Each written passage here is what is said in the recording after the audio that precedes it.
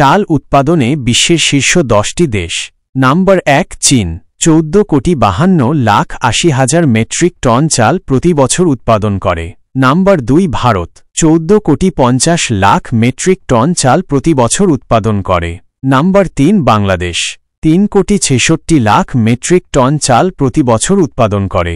Number 4 Indonesia 3,80,00,000 metric ton চাল প্রতি বছর উৎপাদন করে। নাম্বার 5 ভিয়েতনাম 2,65,00,000 মেট্রিক টন চাল প্রতি বছর উৎপাদন করে।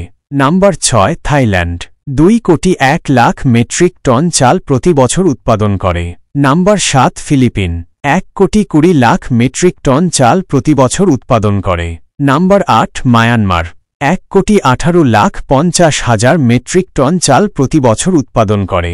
নাম্বার 9 পাকিস্তান 1 কোটি মেট্রিক টন চাল প্রতি বছর উৎপাদন করে। নাম্বার 10 ব্রাজিল 80,00,000 মেট্রিক টন চাল প্রতি বছর উৎপাদন করে। আরও ইনফরমেটিভ ভিডিও পেতে সাবস্ক্রাইব করুন।